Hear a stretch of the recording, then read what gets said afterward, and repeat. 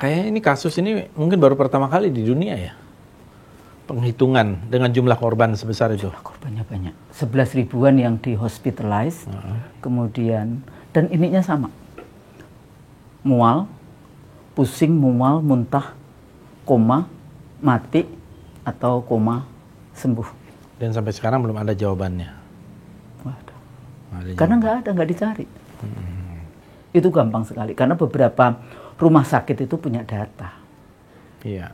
Ya, tinggal panggil dokter-dokter rumah sakit yang punya data itu. Sampaikan. Kenapa?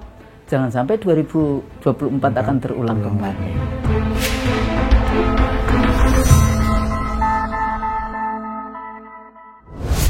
Pak Husnul kan pernah juga di KPU. Di masa-masa transisi lagi.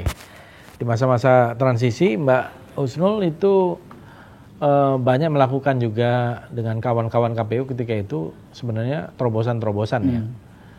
Nah, dan salah satu keberhasilan pemilu itu kan sebenarnya dari penyelenggara pemilunya. Nah, ini apa? Apakah ada kaitannya tingkat demokrasi itu atau dari mana? Kenapa kok kita bisa dinilai begitu rendah ya oleh Economist Intelligence Unit gitu? Ya, menurut saya ya karena itu. Kalau menurut saya ya balik lagi kepada tadi yang panjang lebar sudah saya katakan, karena tidak munculnya oposisi yang kemudian kuat kayak gitu ya, yang dia menjadi partner di dalam demokrasi itu. Nah, sementara di 2004 dulu itu peserta aja sampai 5 pasang, kemudian 2 putaran kayak gitu ya. Berbeda antara legislatif ke pilpres. Kemudian politik administrasi penyelenggaraan pemilunya banyak sekali. Makanya dulu presiden siapa? Amerika Serikat yang di HAM itu, yang kacang, petani kacang siapa namanya? Kok jadi lupa saya. Carter. Carter. Kan Jimmy Carter datang. Iya. Saya juga ikut Carter Center ya. Carter Center sama istrinya. Jadi dia datang, terus dia sebetulnya mau pulang waktu itu langsung, tapi karena bagaimana penyelenggaraan dan dia lihat, akhirnya dia datang ke KPU gitu. Saya juga datang ke KPU sehari sebelumnya, kita mau dibersihin tapi kita marah-marah aja dengan AK-47 dan segala macam, kita ketawa aja. Nah, pada waktu itu dia mengatakan Islam and democracy is compatible. Nah, kayak gitu kan. Iya. Tapi itu karena masih di Indonesia. Saya dengar setelah katanya dekat dengan di Amerika sana, demokrasi won dari demokrasi menang dari Islam, saya ketawa aja, sakarpe lah. Nah, dalam konteks peletakan fondasi politik administrasi penyelenggaraan pemilu, kita dulu dari mulai prosesnya kita selalu konsultasi dengan DPR, Komisi 2 ya. Makanya kritik saya kalau ada anggota KPU konsultasinya dengan peserta, kok dengan peserta? Anda itu konsultasinya ke Komisi 2. Answerable to Parliament Komisi 2. Atau dalam konteks tertentu answerable to Presiden. Misalnya tentang keamanan, polisi kayak gitu.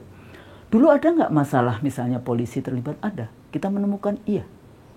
Yang dulu masih ingat ada polisi terlibat untuk ini. Kenapa polisi? Saya selalu mengatakan mungkin polisi itu dekat dengan Megawati karena dia kan yang tanda tangani pemisahan antara TNI Polri.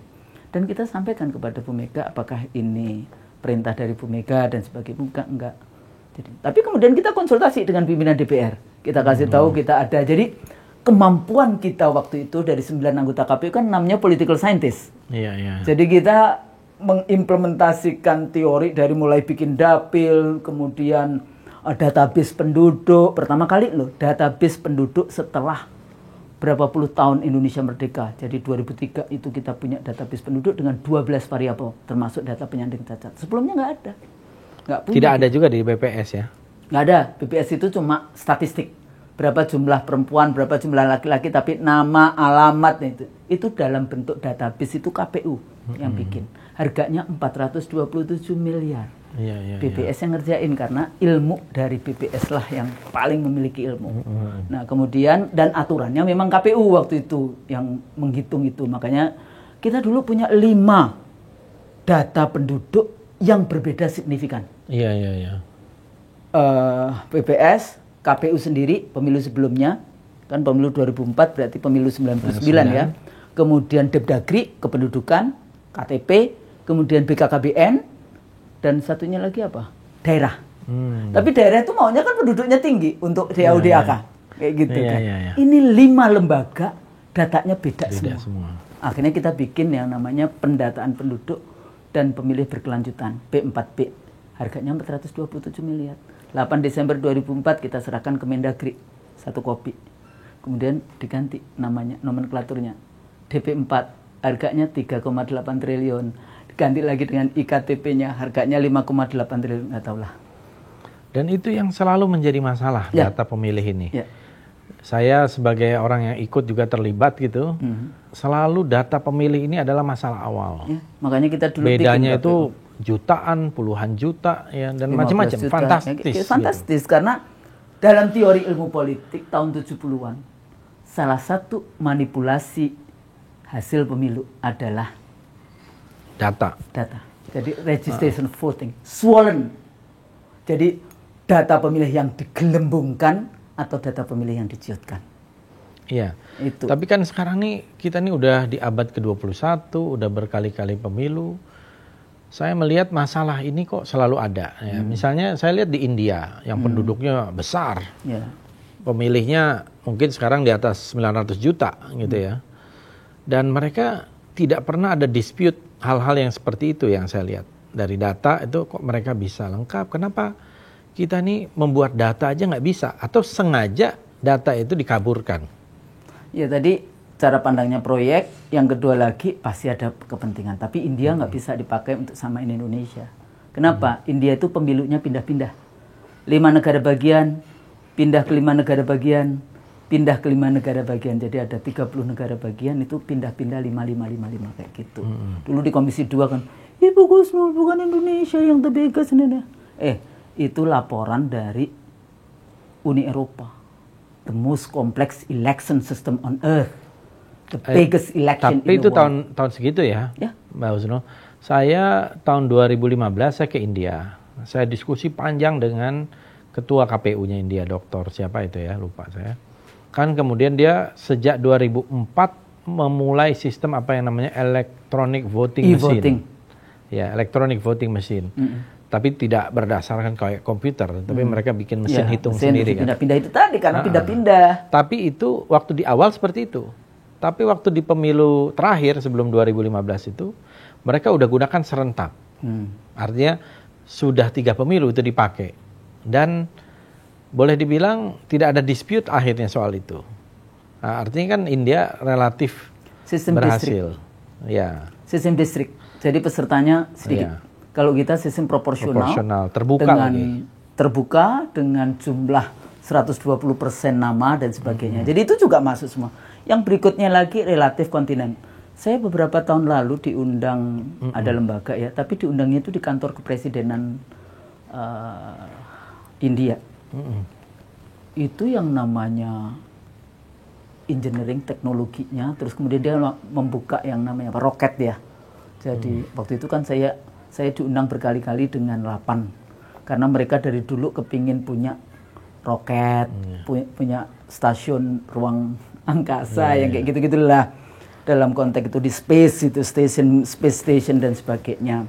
Tapi mentok terus kemudian mungkin ini isu politik, akhirnya saya diundang, akhirnya saya ngomong politik terus saya diundang oleh kawan kayak gitu ya, tapi itu acaranya di kantor Presiden India.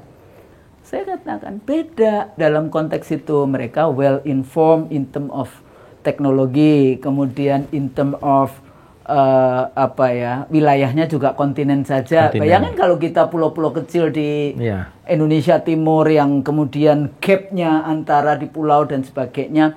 Jadi menurut saya enggak. E-voting tidak ini dengan kompatibel dengan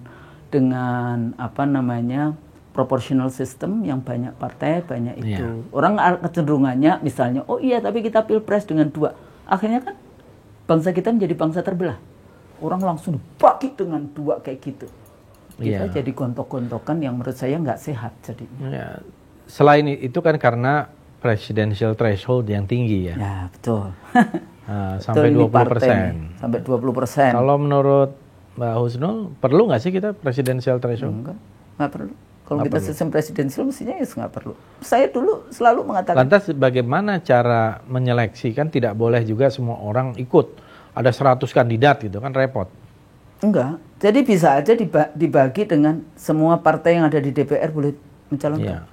Artinya kalau sekarang 9 gitu ya, masuk gitu. akal. Masuk akal kayak gitu. Jadi ada, tapi nggak usah yang threshold yang sampai kemudian bersamaan. Menurut saya juga nggak. Ide siapa sih dulu 20% threshold ini?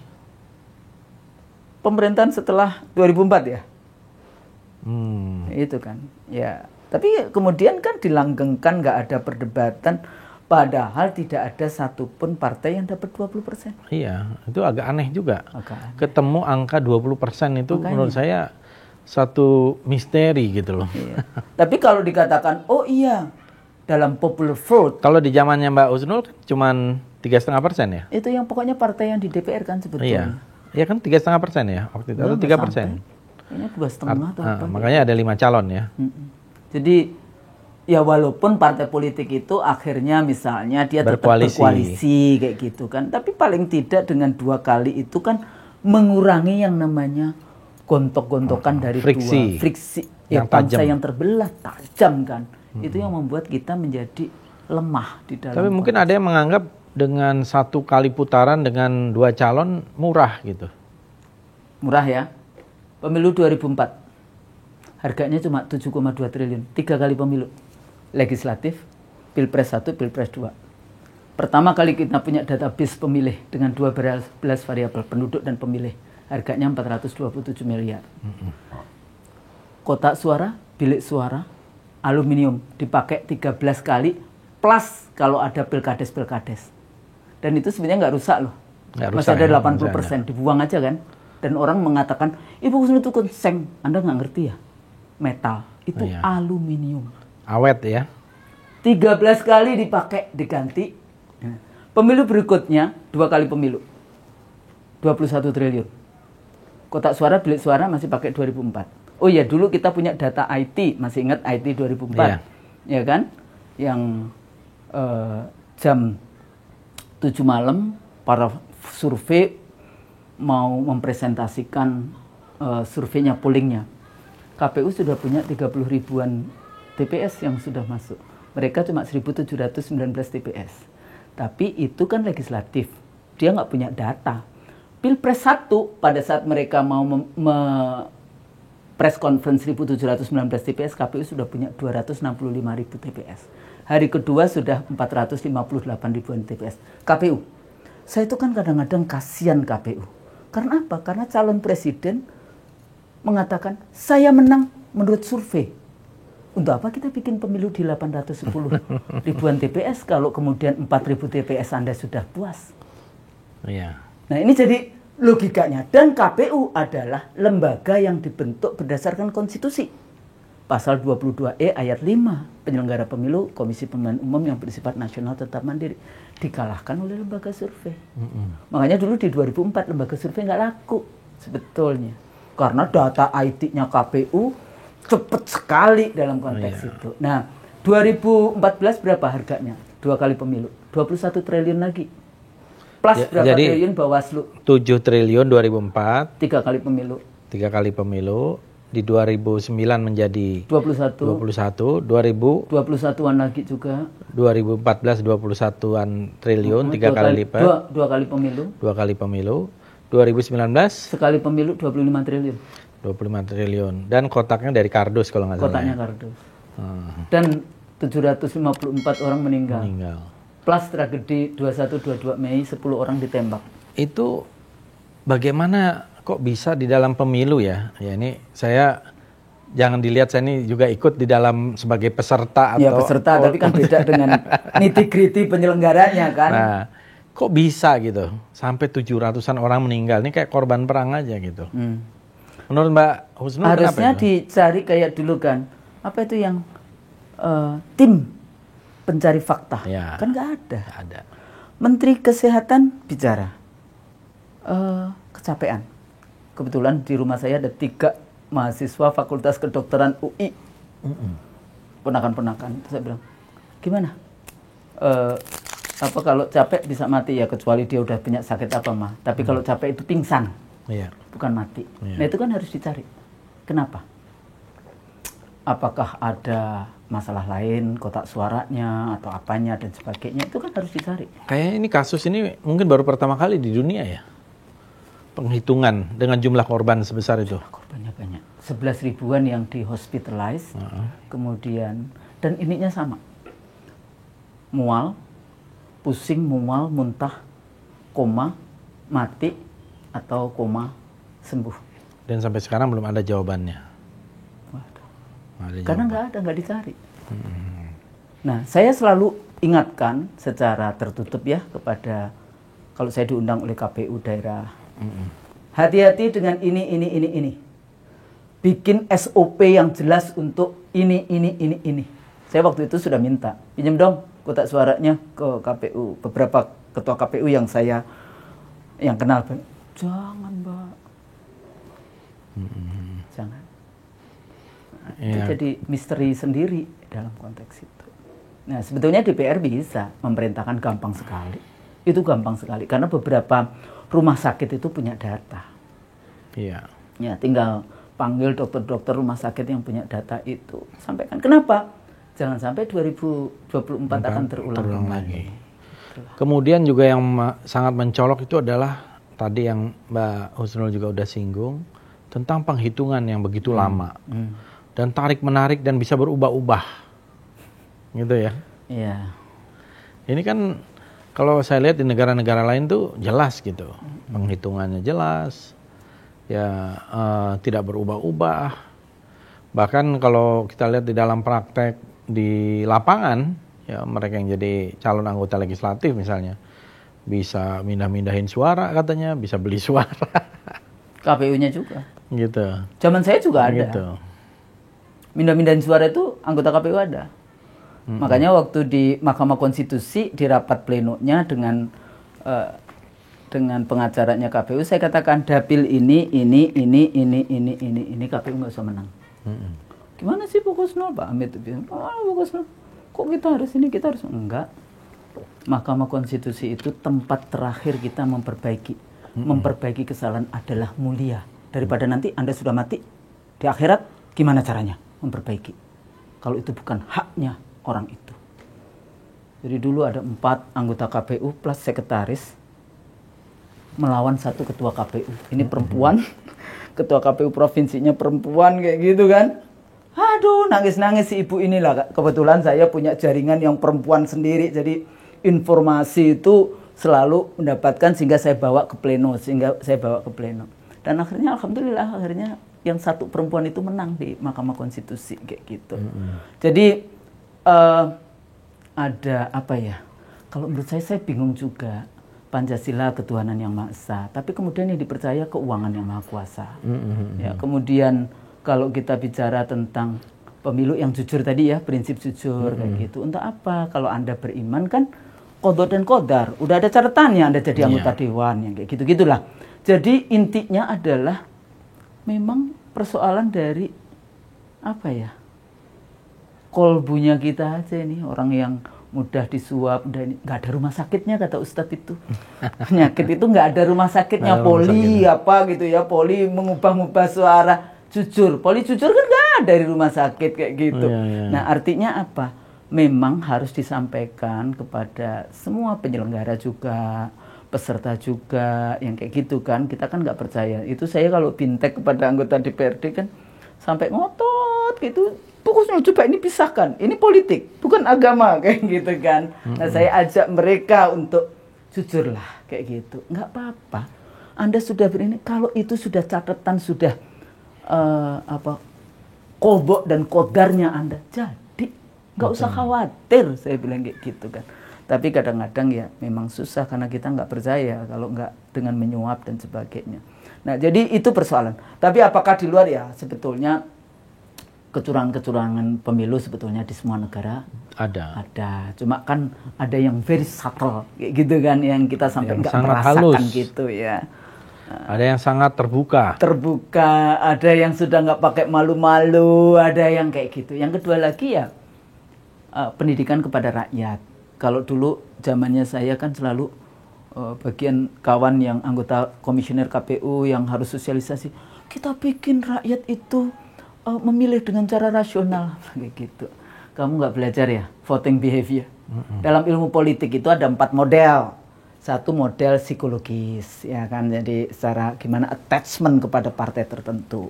Yang banyak itu model sosiologis. Orang memilih karena gender, karena status sosial ekonomi, karena etnik, karena kota, wilayah, karena agama. Jadi agama dalam ilmu politik barat itu ada dimasukkan model voting behaviornya. Baru kemudian rational choice. Rational choice sedikit. Parlemen di Prancis saja 93% kan memilih karena yang lain-lain, bukan karena rational choice. Kemudian terakhir ideologis. Jadi ada macam-macam. Jadi jangan dipaksakan variannya. Jangan dimaksakan. Nggak boleh agama. Halo. Di Amerika ada. Yahudi itu partai Republik misalnya ya, dibandingkan partai Demokrat atau Republik itu apa yang kayak gitu. Iya, kan bahkan ada white, Protestan, Anglo-Saxon, Protestan. Dan sekarang Joe Biden baru orang kedua orang Katolik yang menjadi, yang dulu dibunuh. Yang dulu John F. Kennedy Katolik dibunuh gitu. Orang kulit hitam baru sekali Obama, tapi nggak kulit hitam 100% kan, mix gitu. Dia ibunya orang bule lah bule, gitu. Ibunya bule, bapaknya orang Afrika. Jadi sebenarnya apa yang disebut sebagai politik identitas itu kan tidak terhindarkan dong. Loh, itu bagian dalam ilmu politik kita sebut sebagai preferensi. Kalau preferensi biasa saja. Kenapa jadi nah, tapi kan banyak orang ketakutan jangan menggunakan politik identitas gitu. Kenapa?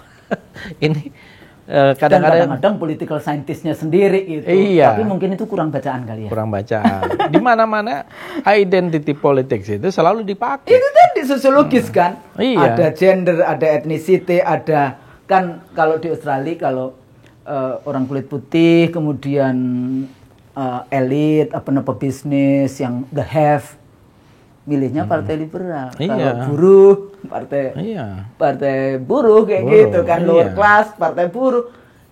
Biasa saja ya. Di Australia, di Amerika, di Inggris gitu ya. Jadi saya termasuk yang juga berusaha menyampaikan ya bahwa identity politics itu ada di mana-mana di seluruh dunia gitu. Dan sama saja agama ya, jangan anti agama, maksud saya nggak cuma Islamofobia. Di gereja juga sama kok pidatonya apa kayak gitu kan. Kemudian di tempat-tempat wihara di ini kan sama juga. Iya. Jadi artinya kiai atau ulama atau habaib bisa menganjurkan apa? Iya, kepada jamaahnya gitu. Pendeta, pastor bisa. Iya, kepada jamaahnya. Jadi ini yang kadang-kadang menurut saya kita perlu luruskan kan kadang. Iya, betul. Bahwa identity politik atau politik identitas ini sangat penting. Ini kan masalahnya salah satu amanat konstitusi itu mencerdaskan kehidupan bangsa. Mencerdaskan kehidupan bangsa. Jadi ini bagian dari mencerdaskan kehidupan bangsa. Insya Allah, amin. Ya kita niatnya begitu kan dari awal kayak gitu ya. Bagian dari mencerdaskan itu tadi. Tugas konstitusional. Iya, tugas konstitusional mencerdaskan kehidupan bangsa itu. Karena kalau kita ini ya banyak orang yang salah paham. Bahkan tidak mengerti apa yang terjadi. Nah, Mbak Husnul, sekarang partai politik ya. Kita juga punya institusi politik yang paling penting ya menurut saya ya partai politik dong. Ya. Punya tujuan, punya rekrutmen dan sebagainya. Jadi apa kira-kira masukan Mbak Husnul tentang partai politik? Dan apa sih sebetulnya tugas dari partai politik? Ini kan dasar-dasar ilmu politik ini. Balik lagi ya, partai politik. Sebenarnya partai politik dan ormas atau ormas itu sama kan? Bedanya cuma satu. Jadi kadang-kadang saya suka ketawa aja ada temen, oh kita bentuk partai politik tapi kita nggak mau ikut pemilu. Namanya Anda bukan partai politik, namanya ormas. Kayak gitu. Jadi bedanya punya ideologi, punya organisasi, punya leadership, punya cita-cita, punya ya itu tadi. Ormas juga punya, tapi yang satu merebut kekuasaan melalui pemilu, yang satu tidak. Jadi kalau ormas itu tidak merebut kekuasaan, kalau partai politik ikut merebut. Tugasnya apa? Macam-macam, dari komunikasi politik, pendidikan politik, rekrutmen yang paling penting itu kan. Rekrutmen jabatan-jabatan politik itu memang partai politik. Tapi yang tidak dilakukan adalah formulasi kebijakan. Jadi cuma mau rebutan kekuasaan pada saat gimana nih posisinya? Ya liberal atau komunis atau kebijakan ya, ini saya ngomongin tentang political ekonominya atau model Islam dan sebagainya seperti itu. Nah, ini yang kurang. Jadi partai politik pada saat Anda menjadi oposisi, Anda kritik kenaikan BBM. Tapi pada saat Anda sudah menjadi penguasa, Anda nggak konsisten. Anda naikkan terus BBM. Jadi posisi Anda di mana? Jadi kalau kita lihat kayak model di Australia atau itu kan sudah memang semakin tipis ya bedanya.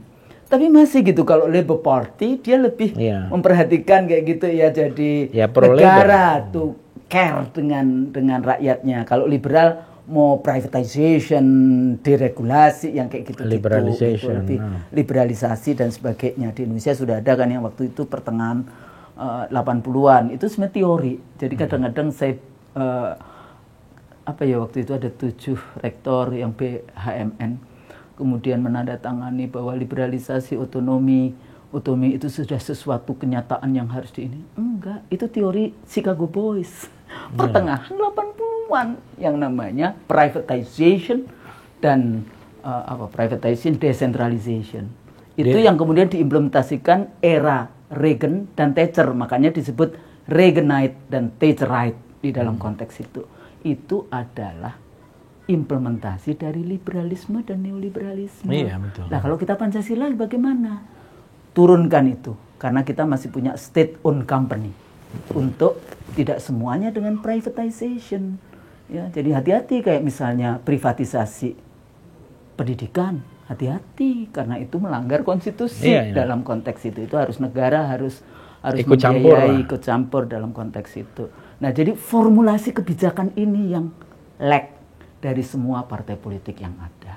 Walaupun bisa janji partai kami, partai orang kecil kayak gitu. Tapi nggak ada kebijakannya yang belain. Tapi itu kan dari sisi legislatif.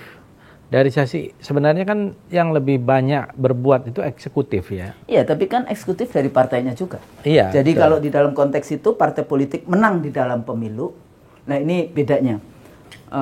Menang dalam pemilu, kalau parlementer kan membentuk pemerintahan yang menang partainya. Nah, kita presidensial. Jadi suka biasa saja antara partai yang menang di eksekutif dengan partai yang menang di legislatif. Jadi kadang-kadang tidak sama kan. Kalau di Amerika juga gitu kan. Presidennya dari Demokrat, giliran ini mayoritas kongresnya mayoritas Republik.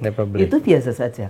Tapi kalau tadi dikatakan, jadi formulasi kebijakan itu tetap partai. Karena kan itu legislasinya karena ikut kan di dalam DPR-nya. DPR. Tapi implementasi kebijakan itu eksekutornya eksekutif. Gitu. Makanya waktu saya kritik, ngapain MPR mengimplementasikan proyek sosialisasi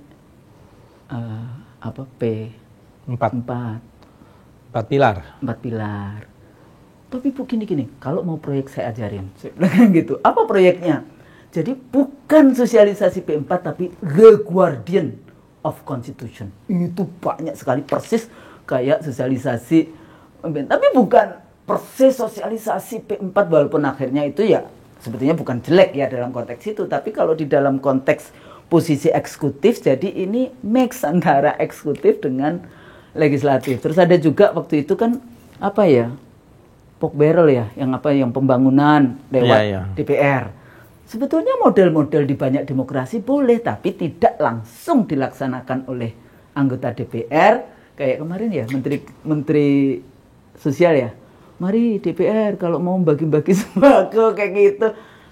Anda malah membuat DPR dibully kayak gitu kan dalam konteks itu. Jadi DPR bisa initiate pembangunan, tapi yang implementasi tetap di dalam konteks eksekutif. Ya, karena kita garis trias politikanya itu nggak tegas ya. Nggak tegas.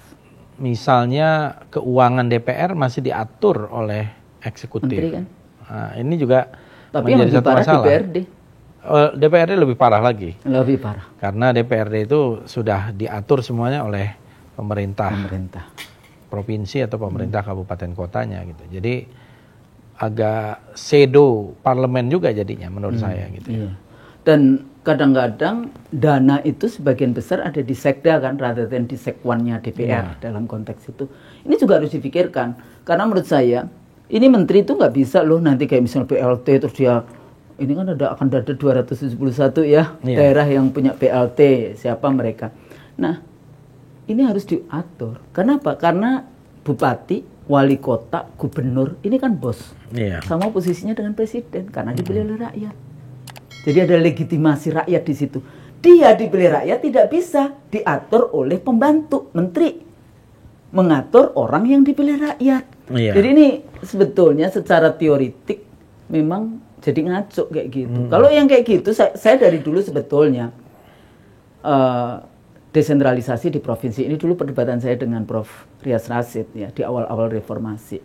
Terus yang kedua lagi bupati wali kota itu tetap aja dipilih oleh DPRD. Kenapa? Karena kalau kita bicara kesatuan Republik Indonesia atau persatuan Indonesia, 524 daerah ini itu Indonesia menjadi sangat lemah, namanya fragmented, terpecah-pecah dengan pilkada-pilkada itu. Ya karena dia adalah melaksanakan ini makanya dipilih oleh DPR. Tapi gimana dong nanti pemilunya? Ya pemilunya tetap KPU, kenapa? Kan gampang aja. Dari luar ya bisa aja, itu kan cuma aturan aja. Tapi tetap penguatan dari DPRD kayak gitu ya. Tapi kalau mau ya provinsinya saja yang kemudian dipilih langsung sehingga 34 tidak terlalu yang namanya fragmented. Cuma dulu kan ketakutan kalau diberikan kepada gubernur takut pecah kayak Timur Timur. Tapi dalam sejarah politik di Indonesia yang self determination yang ingin pecah itu kabupaten loh.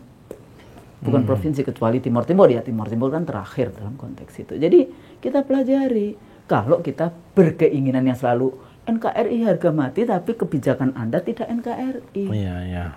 Gitu loh. Jadi itu kebutuhan kepada political scientist seringkali tidak dianggap. Betul. Jadi kalau ada dokter sakit jantung, Anda masih tetap ke dokter ahli jantung. Tapi kalau partainya sakit, pemilunya sakit, negaranya sakit, nggak mau pergi ke political scientist. Ini juga menjadi masalah dianggapnya kan. Tadi di awal bicara tentang ilmu politik, baca koran aja cukup. Iya betul. Harus banyak. Artinya dasar-dasar ilmu politik, kemudian ketatanegaraan ini sangat penting bagi seorang politisi supaya memahami bagaimana how the power works gitu ya. How the system work, how the power works. Kalau tadi ketatanegaraan ini kan seperti miliknya Fakultas Hukum. Saya selalu, ini bedanya ya di Amerika maupun di Australia, itu kan selalu ada yang disebut double degree. Jadi orang yang kuliah Fakultas Hukum itu nggak bisa kuliah gitu aja. Jadi dia harus undergrad apa saja. Jadi bisa politics, bisa medicine, bisa teknologi, bisa bisnis, sehingga dia government and law, business and law, medicine and law, yang kayak gitu. Sehingga pada saat orang yang lulusan hukum ini menjadi Mahkamah Konstitusi, menjadi hakim, menjadi pengacara, menjadi jaksa, dia punya basic apa? Nah sekarang kan nggak fakultas hukum berdiri sendiri, sepertinya ahli semua hal di pengadilan, menjadi hakim ahli semua hal, kan bahaya jadinya. Nah itu balik lagi ke pendidikan. Yang kedua, orang yang kuliah di fakultas hukum itu bukan orang yang tidak mampu. Jadi 5% setelah kedokteran ya, 5% lulusan SMA terbaik baru bisa masuk ke yang law, karena dia harus 2 kan. Makanya agak lama kuliah di fakultas hukum kalau ke Australia yang seperti itu. Nah ini juga menjadi masalah kalau menurut saya, sistem kurikulum pendidikannya dan sebagainya itu juga mempengaruhi. Kalau kita kan universitas baru terdengar kayak gitu kan fakultas hukum dulu. Makanya kalau kita lihat perdebatan lawyer dan sebagainya di media kan, kemana sih ini kayak gitu. Karena menjadi ahli hukum harus pintar dan hati-hati lagi ya. Ahli hukum ini kan hati-hati, mestinya nanti hisapnya susah. Iya. Karena mereka menentukan nasib orang secara langsung. Orang kayak gitu. Iya. Ya, itu juga persoalan. Tentang demokrasi Pancasila. Ya. Ini apa ini? Kalau menurut saya, kembalikan lagi di dalam konstruksi negara. Ya kan? Kita selalu mengatakan, oh kita bukan negara agama, tapi kita religius. Pancasila kan ketuhanan yang maha esa, kemanusiaan yang adil, beradab, bukan biadab ya, beradab. Gitu ya. Persatuan, bukan kemudian dipecah belah, kan persatuan umat, persatuan antar umat dan sebagainya. kerakyatan, musyawarah, mufakat, keadilan sosial. Nah ini sekarang jadi cuma jadi jargon. Saya Pancasila, tapi kelakuan nggak ada Pancasila. Anti agama, artinya nggak ketuhanan dong. Kemudian kelakuannya tidak beradab kayak gitu kan, kita lihat lah ya. Kerjaannya gimana caranya memecah belah, adu domba kayak gitu kan. Jadi gimana persatuannya? Jadi kalau kita kembalikan ke situ, Masya Allah. Ya, Pancasila ini luar biasa di dalam konteks bagaimana sih para pendiri bangsa kita. Ada perempuannya ya. BPUPK itu ada 2 perempuan.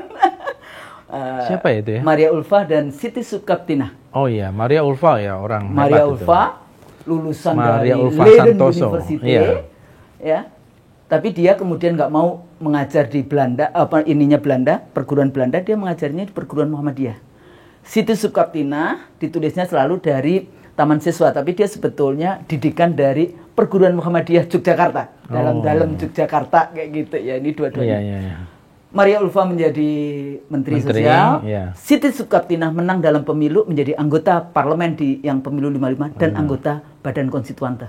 Dari partai mana itu ya? Masyumi. Masyumi. Jadi dia tuh muslimat. Masyumi. Cuma kan sekarang muslimat itu artinya NO. Iya. Padahal dia adalah muslimat Masyumi kayak gitu kan. Oh, ini kan ya biarin nggak apa-apa lah kayak gitu. Kadang-kadang kita mempelajari tokoh-tokoh perempuan ini luar biasa. Yaitu ada 2 dari 62 anggota BPUPK. Kalau menurut saya, jadi demokrasi Pancasila kembalikan lagi kepada hitohnya pada saat kita bersama-sama di BPUPK, Jakarta Charter, PPKI, dan di awal-awal pembentukan negara kita ini. Dan kemudian bagaimana sebetulnya dialog-dialog yang dilakukan, Masya Allah. Ya, yang kayak gitu kan. Terus ada yang nggak mau jadi bangsa Indonesia, sudah dipanggil. Tahu kan siapa yang nggak mau jadi bangsa Indonesia? Yang seperti itu, ayo kita belajar lagi sejarah. Nah, terus bagaimana? Ya kalau kita mau bentuk, demokrasi itu bentukan manusia. Jadi kita bisa dengan varian Indonesia. Tailor made. Dengan sejarah kita. Kita bangun model ekonomi Pancasila itu seperti apa. Balik lagi, ada ukurannya. Bertuhan. Jadi kalau investasi itu melawan ajaran-ajaran Tuhan, ajaran-ajaran agama-agama, ya jangan dimasukkan kayak gitu kan. Berkemanusiaan, musyawarah, untuk persatuan, untuk memecah belah. Keadilannya untuk segelintir para bandar atau untuk rakyat. Nah itu sebetulnya kita sudah diberi yang namanya rujukan yang Masya Allah. Itu ya, jadi itu hasil karya yang luar biasa. Tapi kita jadikan sekarang cuma jargon politik. Dan untuk memang menghabisi lawan kelihatannya politik. Bahkan bukan hanya jargon, mungkin semacam istilah itu sudah didominasi untuk kepentingan politik. Iya. Jadi jargon yang kemudian dipakai untuk menghabisi lawan politik kayak gitu kan. Nah jadi ini juga perlu makanya dialog-dialog. Kalau saya selalu menantang, ayo kita bikin model demokrasi seperti apa. Karena nggak ada varian demokrasi itu A sampai Z. Nggak ada. Nggak ada yang namanya satu, kalau misalnya ayat nas Quran jelas kayak gitu ya. Hadisnya ya memang ada hadis yang dhaif, hadis yang ini, tapi kan banyak hadis yang sahih kayak gitu kan. Betul. Jadi kayak gitu. Nah tapi ini Mbak Husnul yang juga menarik dalam fenomena terakhir ya, mungkin nggak pernah dipelajari dalam ilmu politik. Namanya tuh buzzer. Itu apa itu, makhluk buzzer apa? Ya.